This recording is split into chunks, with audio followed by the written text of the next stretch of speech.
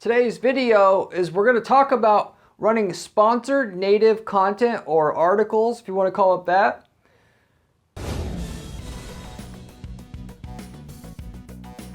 And which on magazines or high-end publications online. And then driving traffic at those articles that you put together as a sponsored article that you could pay for to get placement on a magazine or on a high traffic blog to sell your products or services, with the idea being that people, what they read in the news is something that they highly trust right away and highly value to go along with that. So instead of trying to promote something on your site, you come up with an article, which you can do as a sponsored native article on a website for a few $1,000s. You can have a pre-written article written for that publication to be published on that publication, of which sells your product or services, seems like it's coming from a legitimate source, and then driving traffic to it from a PPC ad to maximize the value of that article that you got on a major news website, or like Forbes.com, which you can also do on Forbes.com, on a golf magazine that's both online and offline, on a or a publication for CTOs or chief technology officers, something for golfers, golf magazine. You basically name the niche. There's a publication out there still existing for it, a magazine and or an online publication that targets people that you normally want to sell to, in which you can take and rent space in that publication, not to put an ad, but to put an article so that people of that publication can read it and hopefully buy from you. But the main benefit to you is the leverageability that you get sending targeted traffic at that article, so you can get not just whatever people that's going to read that publication, read that article, but as many people getting to read that article as you want, because of course it's going to be profitable for you to pay to send traffic to that article, given the ability of that article to convince somebody quickly that what you sell actually is valuable. So I'm going to go through what the process is of what we're doing at our PPC firm to do this for clients, and what industries we've done it in, their results, and of course how to do this for yourself and from start to finish, and to do it in a way that you'll make money like these other clients who we have that are making money in the golf space, app development space, DNA testing space, and should basically be able to work in your industry. In general, this works for businesses selling a more obscure item where the value of your item's less known about, where you have a high lifetime value from a customer or a client. So you could sell, four-figure or a five-figure ticket item or service, or you just sell something that has a lot of repeat business where you end up getting 4 or 5 figures in eventual sales from that particular customer or client, and in which you have generally in your space low trust. People don't usually believe what they see, which makes it hard to actually use ads to sell what you have, given people, you could say all, the benefits of what you have, but if they don't believe it, you're stuck where you are. And in that particular specific instance, this works extremely well because you inherit the reputation of the Forbes.com that your article's placed on. So you don't even have to have a reputation of your own. You could be a brand new company getting an article published in Forbes, and people would buy from you right away just because of that. So anyway, if you're in any of those categories, this is probably going to be able to be effective for you. Any of you guys can do it. So with that said, I'll get right into the content explaining what this is and how to do it and how much money you can essentially make from this. So what you say about yourself is literally 25% as powerful as what other people say about you, and that's been something that's been there since the start of time. Your reputation's way more powerful than what you say about yourself. In other words, you could build a reputation for yourself really quickly with money, because these publications, these magazines, these purely online news publications, or online magazines if you want to call them that, or high-end high traffic blogs, their kind of bread and butter isn't the ads that you run, but these sponsored articles now, because of how powerful that what I'm sharing with you here today actually is. People know if you get an article placed in a highly trusted, highly respected publication, that generates a lot of sales in and of itself. So 10 years ago, these publications really started to figure out that space ads, or basically what they call banner ads today on the margins of the site, that's not nearly as profitable as selling actual placement of articles within the content itself, full articles. Back in the day, that it still actually is called payola, where you would actually pay a publication to get an article placed in a site like that. But they got around that by saying sponsored post right next to the article, and so that you can actually pay for placement, get a whole article placed in that publication. But because it says sponsored article somewhere at the top, or even a lot of times what they'll do is they'll put it at the bottom, they're good, and they actually are, legally speaking. And so with that, yes, it's not as good as not having it say sponsored post, but for the most part, half or more of the people aren't going to know it's a sponsored post. They're not going to be looking that closely at it. And even with some of the people seeing it sponsored, it doesn't matter. Your conversion rate might be half of what it would be otherwise, but the half that don't notice it, they're going to trust and respect everything they see very, very, very, very highly because it's on a major magazine. Now, of course it must be true. Just like if people see something on TV, they don't think, is this true or not? They automatically just think whatever is being told to them is true. So the people that don't see it, in other words, are convinced so much that it makes up for the fact that there are some people that see sponsored posts and they don't care about it or skip over it.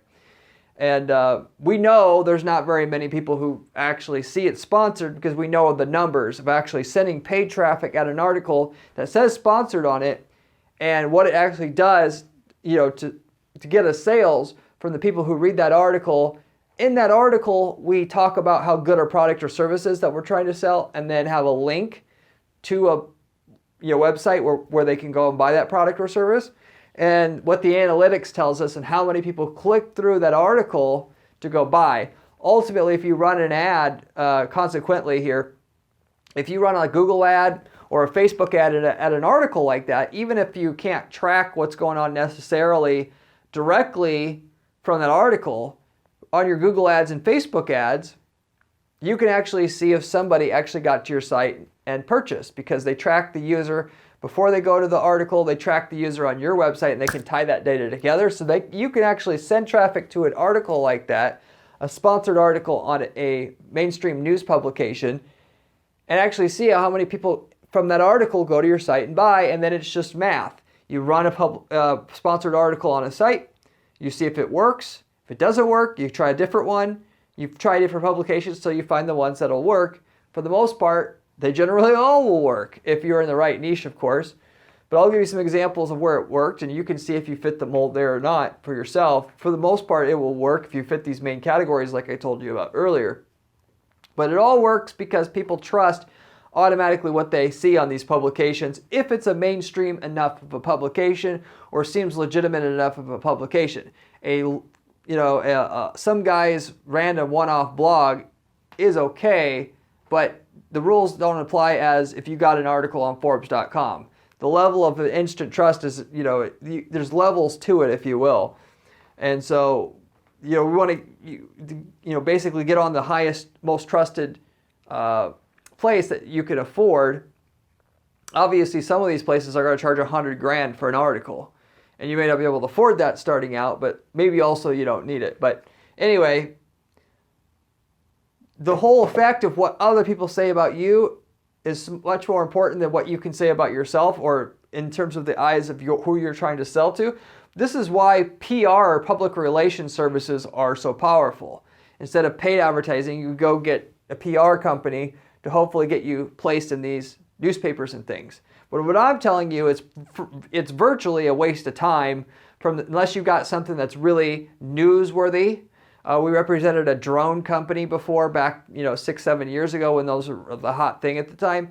A PR company makes more sense because You get a press release about a drone company. Yeah, it's something you normally want to put in your magazine anyway, or a newspaper. But you get some PR about some bullshit e-cigarette company. It's like, I don't care about this. So that in that case, what I'm telling you here is 100% or 100 times, I should say, more effective than trying to do PR, because you're guaranteed placement. Yes, it costs you more money to get the placement. It's not free placement. You have to pay for it, but you're guaranteed that placement in a place that you normally wouldn't have gotten placed anyway. So don't waste your money and time on PR services if you don't have a really amazing product that you don't think that if you had a newspaper, you would want to write about out of all the things you could possibly write about. Sometimes, actually, and the reason why also this is so great, and I recommend you use it or consider using it, sometimes getting put in these third-party publications that people trust already is the only thing that you're going to be able to do to get trusted as a company and offering as a solution. You could eventually get enough, third-party recommendations through doing business, but that takes time. If you were starting out, it would be much more easy to just pay for placement in these publications and just springboard yourself that way. So depending on how much people don't want to believe what people say in your industry are saying, the more that using this method is going to be more likely that more likely that you're going to ultimately need to use it and want to use it. So with that said, while natural mentions of your brand on these, like newspapers, magazines, and stuff are hard to get, buying mentions through sponsored articles it's easy. Anybody with air in their lungs and money in their wallet, cash in hand, can buy the placement on basically most publications that you see out there, because ad space, banner ad space, or ad space in the margins of publications basically nobody cares about it anymore. The sponsored articles are where the money's at. So most publications offer this, believe it or not. And if you don't know if they offer it, it's very easy to find out. You don't have to go through this maze of people to find out if you can get a sponsored article on someone's site.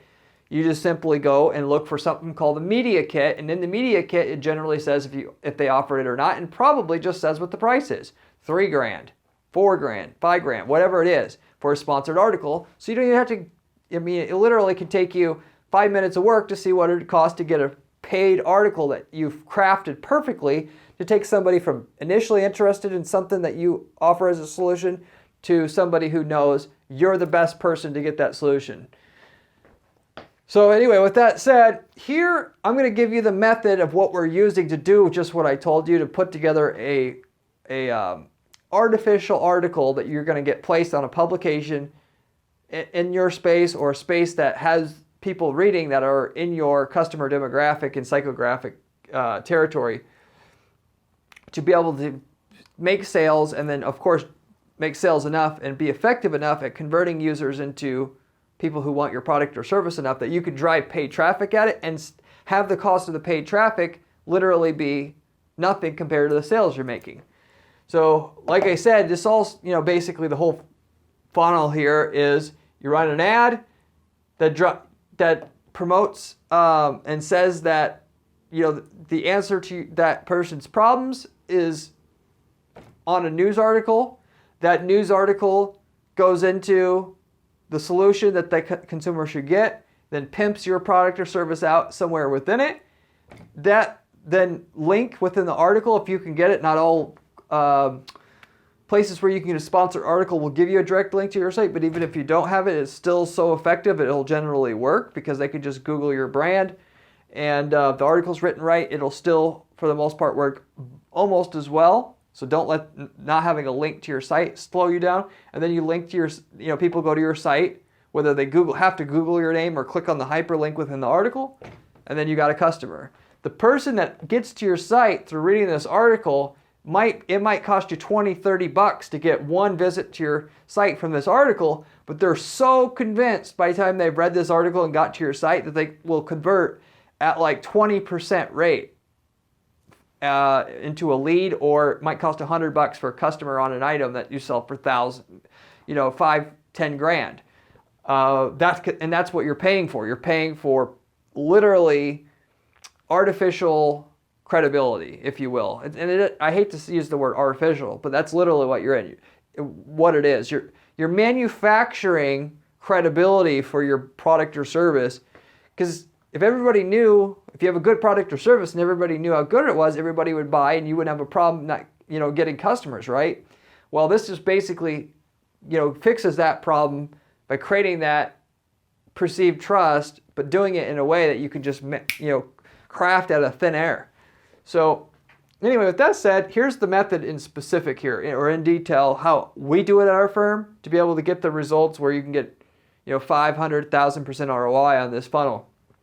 First step is learn what traits users have by using Google/Experian. So you may already know your exact customer profile that buys, and you should know. It should be somebody that's 45 to 55, male, owns a business, doesn't like technology, is a risk taker. I'm naming some stuff off that kind of describes the type of person who buys our PPC services at our firm. But anyway, we figured this out. So when we do our promotion at our firm, we know how to attract the right person. You need to have that done for your own company if you haven't done it already. One of the ways that you do this, if you don't have all the information, or you want to take this a bit further, like you should invest time and money into figuring out exactly who your customer is, so you don't end up wasting money later on advertising to people who are not your customer, because you're just going to end up wasting more money than it would have cost you to figure it out right in the first place. So you can go to upload your customer list to Google, and then go under the audience manager in Google, and under insights there, it'll tell you what all the unique traits that you may not know about your customer, such as they like football, they like going to coffee shops, they like reading newspapers.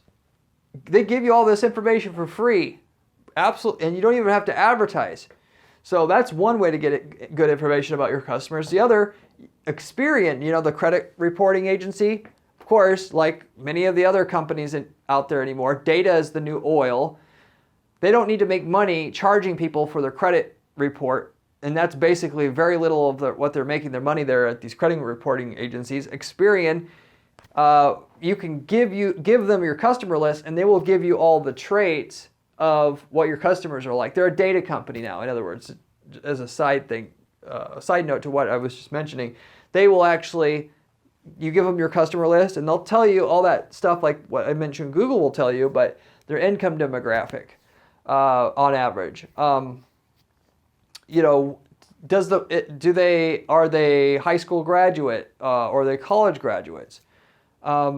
What ethnicity, generally speaking, are they overall on average? So what they'll do is they have all these different categories that they can categorize a person in, tens of thousands, hundreds of thousands of them, and they'll find the similarities between all the customers on your list, and then they'll come back and tell you what the most common similarities between all of them are. That's what Google's trying to do. So anyway, you get all this information, you find out stuff that most likely you don't know about your customers or clients at all right now, and you use that with your targeting that you're going to do in later steps, which, getting into the next step here, you find a publication which has the type of readers you want/need. So ultimately, with all that information and your research, you're going to find what is the magazine that most of the people that normally buy my product would read as a whole, more than any other magazine. And that's that's the magazine that you want to advertise in, your sponsored article. As I was talking about before, bigger is actually better. The bigger the publication, the higher the immediate trust level you're going to get from people who read that magazine or publication.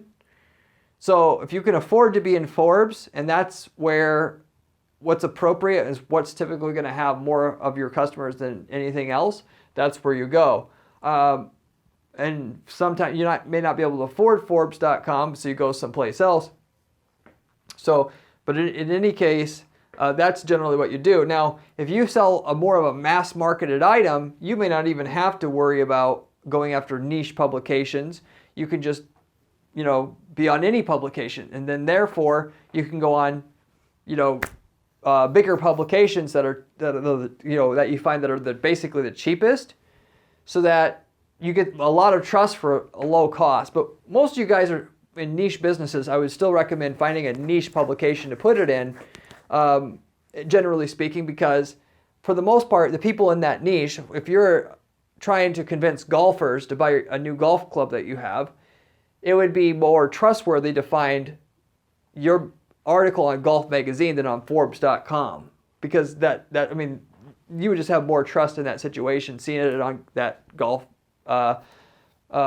Magazine itself than on Forbes. It's just how it is. So you'll have to, depending on how niche your business is, you'll decide how niche you go with the publication. But in general with that as well, you buy the sponsored article on that publication, you actually are going to get some sales from the actual people who read that publication on a regular basis, and which is nice, but that's not really where the massive amount of customers can come. What we're mainly doing this for is to drive paid traffic to that article and use that article as a trust builder for people to get the trust, so they'll be open to the ideas of what we can do for them, so that they'll buy. And so if you had a golf club that you were trying to sell and you had that published on Forbes, you obviously aren't going to get that many customers compared to people if you publish it on the Golf Magazine, because there's mostly golfers that can buy your golf club on that golf publication. So anyway, there's some different things to consider here. Once you got the publication picked out, contact the publication, ask for a media kit. So I mentioned this before. To find out if they do sponsored articles there, you simply just got to go down to the bottom of the site, look for media kit or advertisers, and then download their media kit. If you don't have that, obviously you can go to contact and then ask, hey, where's your media kit? The media kit actually has every single advertising opportunity on that publication. Space ads, sponsored ads, everything. And generally speaking, like I said, most sites, they can't make money off space ads or like they used to before. So they're mostly all doing these sponsored articles, and they generally will list the price on the media kit. And if they don't, you can just ask what the price is, of course, and then they'll tell you. But you'll find most niche publications, they'll want to charge several $1,000s for an article. If you're trying to get in something like super niche, like a golf magazine or a trade magazine for people that are handyman, you'll probably it'll be somewhere between 3 and 10K, somewhere, depending on how many readers it has. If you're going after something like Forbes, like I said, it can be 100,000. If you want in the actual both the online and offline, so it could be expensive. But obviously we don't need the offline, so you can usually negotiate that down on Forbes to get it closer to 20 or 30,000. But it'll be expensive because a lot of people read Forbes online still. So, but to get the general gist of what the pricing is here, even though it costs you, and I know most people you guys are mostly going to sit back and bulk and say, I'm not going to pay $5,000 for an article. It's too big of a risk. If you don't believe me, ask people that you know, how do you find out and the things that you've bought, how have you ultimately stumbled upon them and bought them? Yes, some people use Google and all that, and they do all this research on their own, but most people buy what they buy because they heard it from friends or they were referred to it. So part of being referred to it is they read it on a news article somewhere. Or even if they're doing their research online beforehand, they aren't just usually going to the Google search ad and find somebody offering what they're selling. They usually go read a few articles. So most of the people then, in essence, want a recommendation from somebody in order to be able to narrow down their choices on who they're going to do business with, or if they're even going to decide to buy from your industry or not at all. So with that said, you got to understand that this is how, what I'm trying to convey here is what the scope of the opportunity that's available to you, cracking the code on being able to get publicized on a place where most customers are at prior to making a purchase, and making it work by and making that article pay for itself by the ads that you can drive traffic to use, the ads you can use to drive traffic at that article, and then have that article paid for, and then as a result be able to run 20 or 30 articles in niche publications in your space. Once you've done that, and from there you're on easy street, because people that search for advice on whether or not they should buy the product or service that you represent in your industry, they're going to stumble upon your articles and they're going to see it there and there and there. You're not going to have to do anything at that point. They're just, because these articles a lot of times they're going to get ranked on Google. They're going to find them. Now you've built one hell of a machine to be able to develop a customer and sell a customer that you simply didn't have before. You can make these sponsored articles pay for themselves really easy with just being good with the paid ads specifically. So, obviously anything that's good costs money. A lot of people don't want to run Google ads that I talk to because it's too expensive. Well, it wouldn't be expensive if it didn't work. So you can stick with the small shitty stuff that's cheap to do and keep spinning your wheels, or realize you focus on one thing, focus all your money into that, do it right, and then move on to something else with the money that you make from the first thing and do another thing instead of doing a bunch of shit half-assed. That's always been my philosophy here and what I've tried to tell people. But anyway, so $5,000 in the grand scheme of things, I mean, that's just shows you what it's worth, that people, how much they're valuing this. They wouldn't get away with selling the article for $5,000 if it didn't actually generate customers. And that doesn't even factor in, these other people are not going to drive traffic at these articles like I'm telling you here.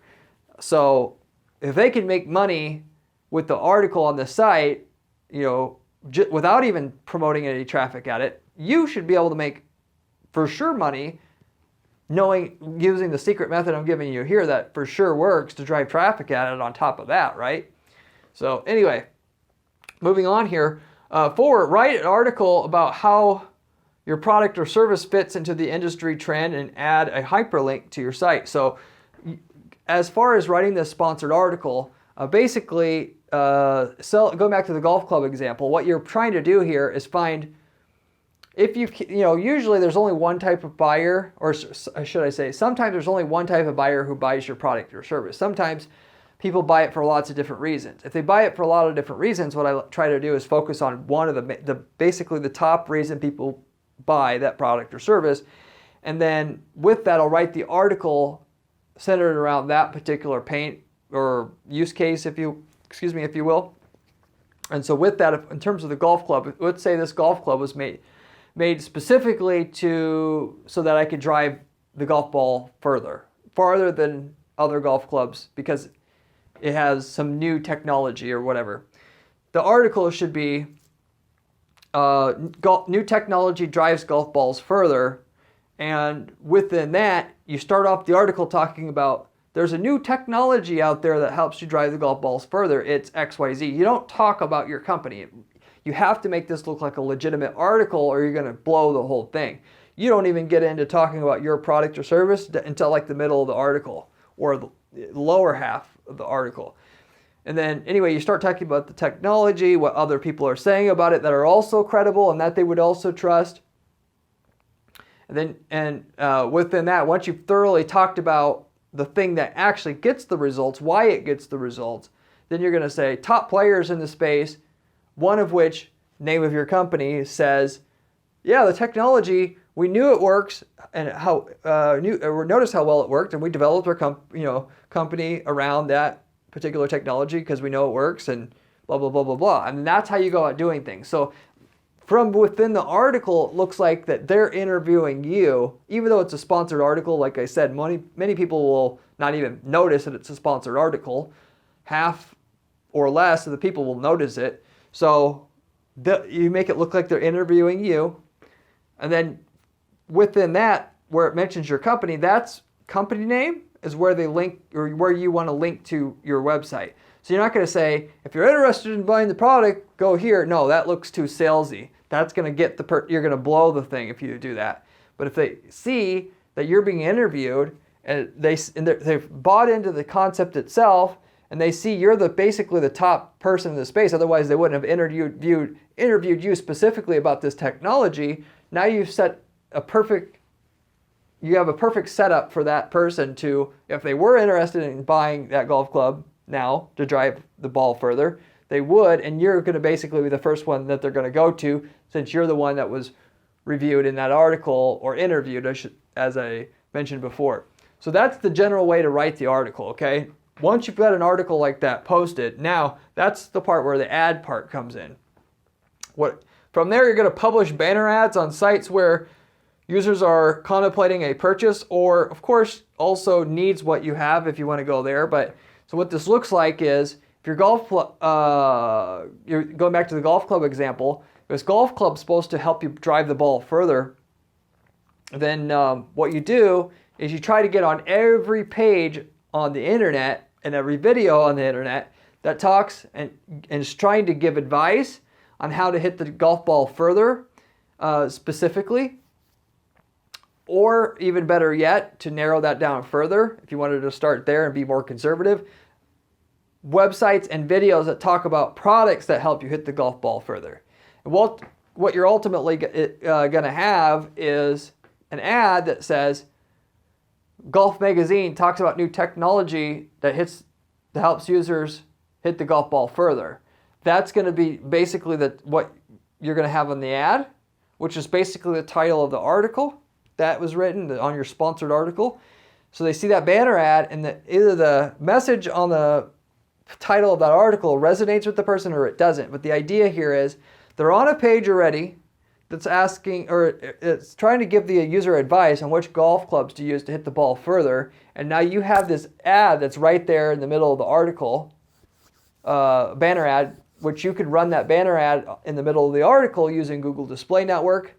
And you can do that. You can target individual pages on the Google Display Network if you target an individual website, and then you target keywords in combination. I've talked about that in other videos, but in general then it's the perfect ad with the perfect message at the perfect time. They want to know what helps drive the ball further. And now there's this new technology. Of course I want to know about that. And then they click on that ad, they get to the news article.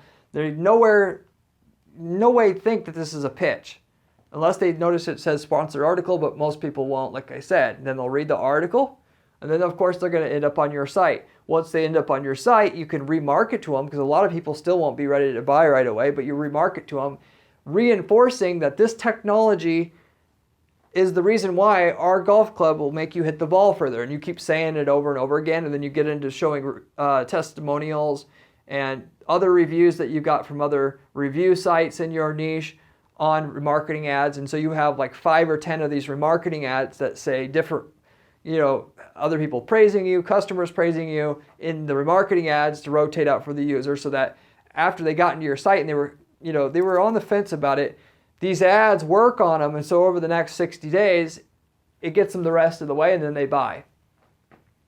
And like I said, if you'll know if that article worked, because you can see your stats inside Google Ads. If they clicked on that ad and then got to your site and buy, you'll know if they buy it, regardless of whether or not you can track what's on that article itself.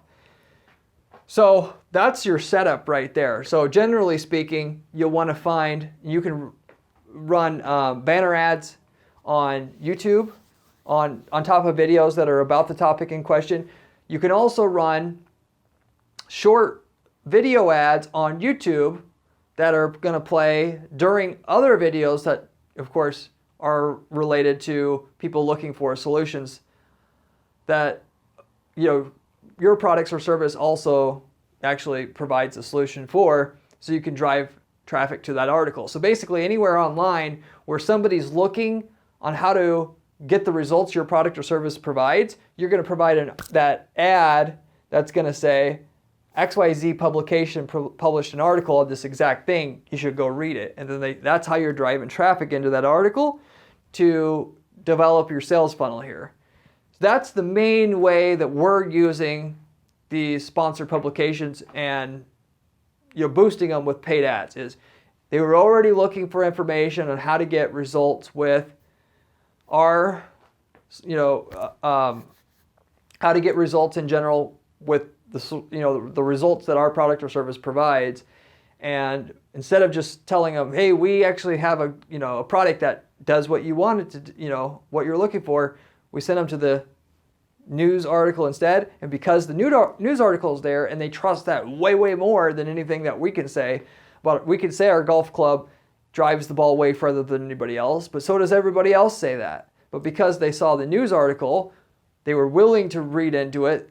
They were trying to, as they were doing the research, hear from independent third parties, not what the companies that are trying to sell you something are trying to say. So you basically give them what they want, which is third-party information that they think is independent or unbiased information, which it's by you, so it's not. But then they end up on the site, and because you gave them such a good piece of content on that article, they're willing to buy your product ultimately. But that's the main way. You can actually, as a workaround, you could actually find publications, you could advertise in front of people that you know would be benefited, that would want to buy your product. So if you knew ultimately that people want to drive the ball further, that's so in demand that you could advertise in front of anybody who's looking to improve their golf game. You could advertise there, so that if they're looking at an article about how to improve your golf game, your ad could say, Golf Magazine puts out an article saying that this new technology helps people drive the ball further. You could drive traffic to your article that way, and maybe that will work, maybe it won't. That's a way to expand what I just mentioned to before, what you want to stick with initially or conservatively, which is people looking for information to solve the exact problem that your product or service solves. So you could try to expand it that way, but that's in general your two main options there. So I would do Google Display Network. I would do YouTube ads, because on YouTube it's how to fix problems. That's just what you're going to find there. You could try to run Facebook ads targeting to people, like in my golf club example. You could just target people again or you could target people who are just golfers and hope that link to the article resonates with them and basically and resonates with all golfers as a whole enough that you can make that profitable. Maybe you can, maybe you can't. But in general, you find every ad spot you can that has potentially somebody who's going to be helped by the information, and you try to run it everywhere you can. And so I'm going to give you several examples of where we did this exact thing. The first example here, we did this for, if you're using an app, the little messages that show up during the app, they're called push notifications that say, are you ready to upgrade? Or, you got XYZ award or whatever. It shows up on the screen. There's a little bar. So where you'll have, here's your iPhone, and then there'll be a message that pops up on the screen. That's all done through logic, where through the app, you can decide what shows up and basically when, if you have the technology added in to do it. Ultimately, around 2012, there was a company where they were introducing this technology that would allow you to run logic. Like you could say, if the person's male and the person's been on the app for at least 48 hours and that person has done XYZ in the app itself, you can have a message asking them to buy an upgrade itself, which is useful because if you ask people to pay for something in an app when it's unideal to be asked, there's a low probability of them upgrading to and paying for something, then you're going to burn out the person. If you ask too many times, you can only ask so many times before people just say no to they're burnt out and they turn it all away completely. But if you learn how to strategically ask when people are most statistically likely to say yes, you're going to have the most yeses overall, because again, people, once they've heard the same thing over and over again, they start immediately ignoring it without any thought, and they get annoyed. So that's what that app did, and they had basically information on how to basically then add this to any app to be able to get more in-app purchases or more revenue per user using these push notifications and doing it in a very strategic way like that as I was describing. So, they ran white papers and targeted people who are, the chief technology officer at companies on LinkedIn and Facebook and all that. But in addition to that, to take it further, what they did is they ran a article in a CTO magazine, or a magazine that was specialized to targeting chief technology officers, and with an article that was basically titled "Push Notifications Profitability Reviewed on," the ad. This is what the ad was, but the article was about how push notifications will make your app more profitable. Okay, that was on the Chief Technology Officers magazine. And then we ran ads that actually said push notification profitability reviewed on CIO. Sorry, I meant to say CTO here. CTO magazine.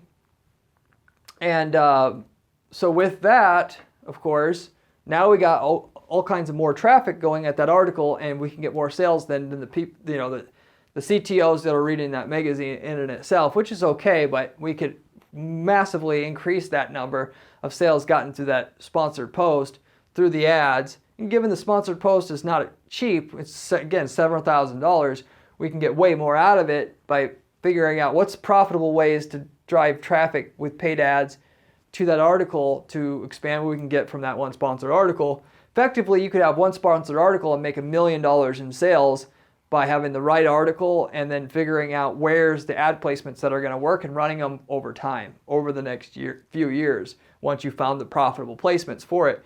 But any place people were looking for information about push notifications is where we would advertise this message, push notifications profitability reviewed on CTO magazine. So with that said, there was a lot of people looking for push notification information at that time, and that, given this is information on a magazine that is a trusted magazine that represents their class of people and probably has pretty valuable information, I'd rather read the information on CTO magazine than what I'm reading on this smaller blog here, which, it seems trustworthy, but still it's just some guy's blog. I want to see what they're saying on this bigger magazine. So it was a perfect funnel for selling people on the idea that this app will actually make you more money in in-app purchases, which is what it did. And the results with it showed. Ultimately, we had, for the push notifications campaign, when I left, only worked there for about a year, put together that campaign for them and some other things, we had 1,138% ROI on that campaign just from doing the placements on the push notification related content pages on the web itself. We didn't do any YouTube ads at the time because it wasn't very big yet, but just that in itself, we were able to get 1,100% ROI on the campaign. So usually people don't do display advertising through Google Display Network because it's not profitable. The thing is, there's two things why it doesn't work, generally speaking. A, they don't target well enough, i.e., who they're targeting. They think they could just put an ad out there and they show it to 1 million people. If there's 2 people in there that want to buy, that's good or good enough. No, you got to be able to have an ad that you got to be able to target as little as 1,000 people, but because that 1,000 people is full of tons of buyers, it'll work already. And or analogy to give here is the target market or target audience that you're targeting has to be made up of at least 1% of people that if they saw your offer, they would want it, in order for the cost of advertising to all the people that you're advertising to essentially pay off well. Because each time the ad's shown to somebody who doesn't want your offer, it costs you money because it drives up your cost per click. The more and more your ad's sent or shown to people that it's irrelevant for. Because it affects your click-through rates, and click-through rates affect your cost per click, and then cost per click affects your ROI. So you got to be able to narrow down your targeting. Well, in this case, this app only did something about push notifications. So instead of just advertising, to people that have apps, they were looking for push notification information. This is the exact place for advertising and nowhere else. And not only that, We provided an upgrade, so they were looking at information, and this is actually a better source of information, so we just redirected them to what they naturally already wanted. And that news article was so trusted, we didn't just put it on an article on our site and expected people to buy.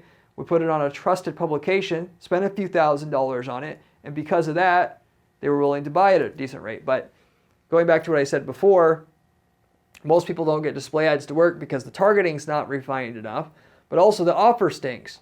You got to have a good offer and you got to have good targeting. Otherwise, you're never going to make money with display. This was targeted extremely well. The offer was extremely good because it was a trusted article on a publication that they either knew of or knew it sounded trustworthy, and therefore it provided the information they were ultimately looking for and couldn't get. They couldn't find a scholarly article on push notification profitability, if you will. So that's the type of thing that you want to do on your own stuff, okay? Going further here, we did this a couple more times that I'm specifically going to talk about. We've done it more than that. We've done this in the DNA testing space. So this wasn't nearly as profitable, but 6-7 years ago, we worked with a company who did DNA testing, it's like 23andMe, but there's a bunch of offshoot companies now. There's dozens of companies who do what 23andMe does. And this company, one of the things they did differently was they could analyze your genetic profile and then see what you're actually short of nutrition-wise, because they could tell just from your DNA. And they could send you, you would ultimately subscribe to like a vitamin pack that they would send you, okay? And so with that, okay, instead of just targeting people that are looking for DNA testing on Google, which is very competitive, we could just target people that are looking for information on DNA testing to improve your health, okay? Just in those spots. And then sending them to an article that proves that DNA testing can improve your health, and it's a trend, and, had where it looked like it was the owner of the company was being interviewed about these trends and what's going on with DNA testing and how that improves health on the article, so that people would see that and then want to do business with the person that was interviewed on the article.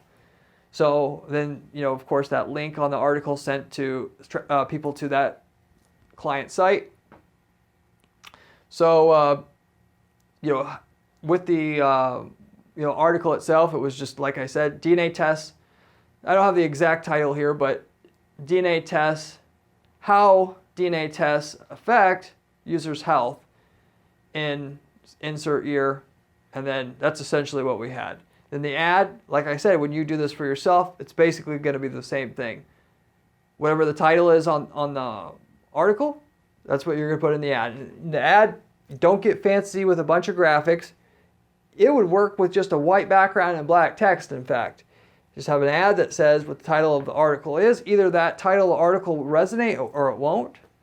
But when I say just white background with black text, that's not really, I'm over embellishing here, but basically you get the point. The main thing is that the text's big and it's readable. A lot of people try to get fancy with the small text and with graphics. They'll hope people will see it. No, if the text gets to be a certain size, you don't even read it anymore. For a small banner ads, therefore you want to devote most of the ad real estate to the text on the ad and try to have as little text as possible so the text you do have can be in bigger font. That's the general key to make display ads work as well. You want a short message, but the message is so short, in other words, the targeting is so good that even a short message can resonate just fine with who you're targeting. But they went to go read that article. They were interested in how DNA testing can help your health. You went to find a scholarly article on a mainstream news publication, and from there, of course, they saw the interview of the person who actually does this exact thing, DNA testing for health purposes, and matches people up with the right nutritional stuff that they need for their genetic makeup, and then they got a bunch of business from that. But the ROI on that campaign was only 416% at the time of leaving the company that I measured through the time from the start to the end. Not nearly as good as the push notifications company, but still pretty good or pretty decent, depending on who you ask, of course, but good enough. That was a high margin industry, so it was good enough. The other example here was a golf coach. So if you're in a coaching or consulting space, this model that I gave you here can be very, very good in that it's hard to get trust as a coach and you can't exactly advertise yourself or it makes you look desperate, right? In this unique circumstance, we looked at, okay, a golf coach fixes lots of problems. Like I was talking about before, if what you're selling applies to a lot of different types of buyers, try to pick the top reason, the most common buyer you have, if you will, and then what problem they have, and then write an article about that. In this case, in the golf space, one of the most common problems that people have and that would want solved by a golf coach is slicing the ball, where you hit it and the ball goes to the right because you hit a left or right spin on it. And with that, there was an article that they could run in the golf magazine that they were in, or the golf magazine that they got the article in, that talked about how there's a easy solution to not slicing the ball anymore that works for basically everybody who uses it. And then in that article, it talks about, again, starts with, techniques and that kind of thing, and then gets into how this article is framed around an interview of the owner of this company, who's the coach, and how this particular new technique actually works very, very well, and then just talks about how to get rid of the slice for the rest of the article.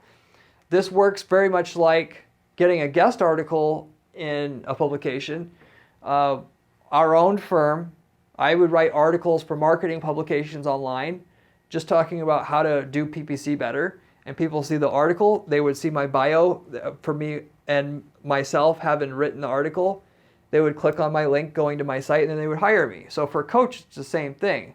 You can do guest posts, or you can take things to the next level. If they don't offer guest posts, you can do an article like I mentioned there on a trade publication. And people that see you're interviewed on that trade publication will want to hire you. And actually more so, because if you're being interviewed, it actually puts you in a better light than having a guest post, because, of course, there's prestige to being interviewed in the first place, which is why you want to frame yourself as being interviewed on the sponsored article that you have. But in that case, and then we would advertise on the advertising side, advertise on sites where people are looking for information on how to not slice the golf ball. And so they're looking for information on how to not slice the golf ball at Google. They get to a page about that. Our ads on that page saying, golf coach mentions the way not to slice the ball ever on Golf Magazine. That's generally the message there. I mentioned before that pretty much the title of the article should be what's on the ad. That doesn't have to be the case every single time, but for the most part it is. But you can obviously do different things, like I just told you we did there, where we talked about more so that there was a golf expert interviewed at the magazine, which you could go to read that.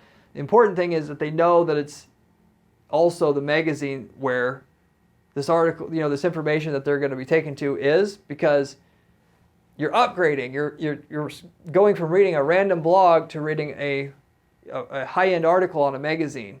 So therefore, there's demand for what you're presenting in front of them.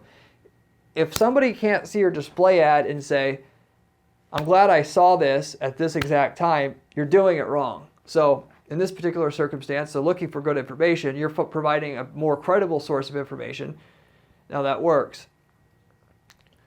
So we only did that just from the standpoint that, saying that these techniques, that there's new techniques that help you not slice the ball every time. It's not quite as appealing as hearing that a guru actually has the solution of what this is, and have been interviewed at this golf magazine, so we went with that other solution. Anyway, you get the general gist here, and you can see how all these different things rhyme, if you will, how you're going to do this yourself, how you're going to line everything up. But in that particular case, we had an 860% roughly ROI on the ads from the pages about slicing on the internet, also videos on YouTube in that particular instance, on how to get as much traffic going to that article as possible.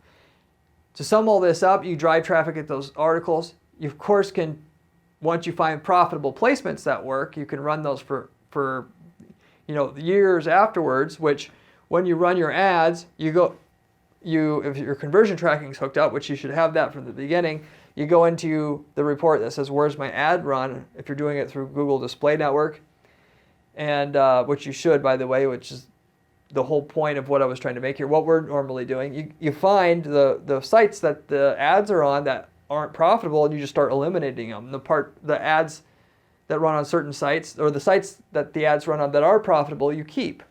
Or you adjust what you're paying for per click on each site, so you get as many clicks at the cost per click you can afford to pay for that site. And then there's just some sites that'll consistently work, and those can run for years, bringing in a trickle in of sales, and for years afterwards. That's how you do things. So it's not a matter of if it will work, it's just how much am I going to be able to spend and how much traffic am I going to be able to get, because there's certain sites that'll be profitable, some that are not. You'll find out through the tracking. And the same thing goes with the YouTube ads, because with the YouTube ads, it'll actually tell you which channels worked and which did not, and the certain channels that did not, you just don't run your ads there anymore itself. If you're doing on a keyword basis, you're targeting videos on a certain topic by keyword on YouTube, it's the same thing. Going back to the golf example, we would target all keywords about slicing. Well, there's a lot of different keywords about slicing, how not to slice the ball, tips for not slicing the ball, and you can do all the variants there, and the certain keywords that didn't work, you could just eliminate, okay? So anyway, that's the general idea behind this whole method, okay? Anymore, YouTube is actually a better option than Google Display Network, because on YouTube, I don't know, it just seems like it's converting better than the Google Display Network. And so people are just going there more and more for key information than they are on Google Display Network, even though I would definitely try to do as much as you can. Any place where there's information, where people are looking for information to solve a problem that you solve at your business with your products and services, you want to try to advertise there. And then once you've done that, you go and you target people who look like they would be able to who would need your product or service, but aren't actually specifically looking for it. Again, the golf example, people that, we've already targeted people who are looking to fix their slice, if you will. Now we're going to target people who are, they're avid people who want any little tip that's going to help them improve their game, and start advertising there and see what we can do there. There'll be a bunch of different places that we run the ads that don't work, but there's some that work, and we keep those. And then we can start advertising to people who are just golfers in general, maybe run some Facebook ads, see if that works, but just go through the trial and error with it and find out what works. Once you do all that testing on the advertising side, you may be able to get enough traffic from the actual post on the magazine, from the readers of that magazine, to make up for what you're doing. If you have a link, a hyperlink within the article, you can see in Google Analytics. And if you have conversion tracking set up on Google Analytics, if it paid off or not. If it did, then you can run it again the next month, and the next month, and the next month. So that's another way to leverage what you're doing here. But that's in general what you do, okay? So that's the method in a nutshell. If you, again, you can't seem to get people to believe what you're saying, you're selling, and/or you're selling what you're selling for a very high price overall, either through all the subsequent purchases that they're going to make, or the initial purchase that they're going to make. And what you have is kind of a more obscure solution that takes a little bit more explaining in order for someone to grasp why they would be buying it. This method right here can and should be for you. So it doesn't hurt to try it at the very least. If you're on the fence about it, spend a few $1,000s for an article. You'll certainly get traffic from the publication. You try to run some ads at it. You can start conservative with the ads. Like I said, going after the people who are looking for specific information to fix a problem that your product or service fixes. Just start there. Make sure your conversion tracking set up. Start with a $10 a day budget. Start optimizing heavily 3 months later after you've gotten quite a bit of data. You can narrow down what didn't work and probably have a profitable campaign. And if it didn't work, you spent, 4 or 5K running a test that could have made you millions of dollars long term, because once you find an article that works and an ad that works and a placement to put that ad works, it just works and works and works for years. You can then test other placements of your ads. You can also run that same article on other publications. And you can run that same article on that publication in subsequent months. So there's so many ways you can expand. You literally speaking are, going to spend $5,000 to try to make millions if you can get any traction on it at all. And I do mean any, because the parts that don't work, it's easy to just chisel out what doesn't work and just keep the stuff that does. So anyway, that's everything I wanted to cover on today's video. If you have any questions about this stuff, leave me a comment below. I get back to every single person who leaves a comment on this channel. If you like this video, consider giving a thumbs up / like, and consider subscribing, as I have a lot of other videos on this channel about other PPC money-making strategies.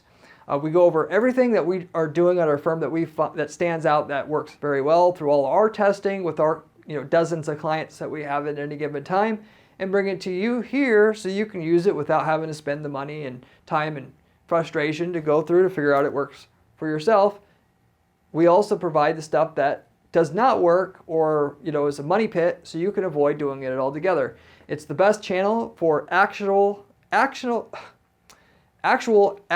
advice on how to do PPC right and how to make actual money with it that I know of on YouTube. So if you're looking for the best way to make money with PPC, this is the channel that you need to subscribe to. I also have a blog at guaranteedppc.com/blog, where I've written articles on how to set up PPC campaigns the way that we're setting them up for our clients here to guarantee their results. If you're interested in seeing how things are done on a more step-by-step basis, we have great information there.